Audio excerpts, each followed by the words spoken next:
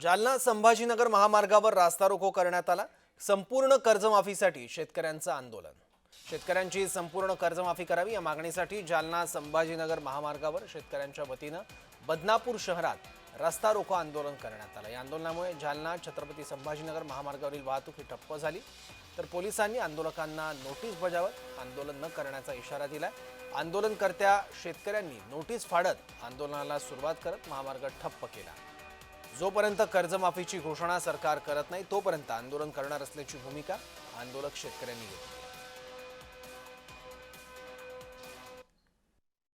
राज्याच्या सरकारनं आणि विरोधी पक्षानं सुद्धा विधान भवनामध्ये त्या अधिवेशनामध्ये नंगानाच मांडलेला आहे। एकमेकाशी चिल्लरपणे लहान लेकरासारखी भांडणं करतायत, पण शेतकऱ्याच्या प्रश्नावर कोणी बोलताना दिसत नाही।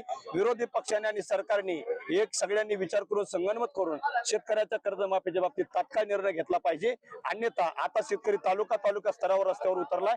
प्रातिनिधिक स्वरूपावर उतरलेला शेतकरी रस्त्यावर उतरून जर तुम्ही माफी करत नसाल तर घराघरातल्या प्रत्येक शेतकरी रस्त्यात उतरेल ना, त्यावेळी सरकारला पळता भुई थोडी केल्याशिवाय राहणार नाही।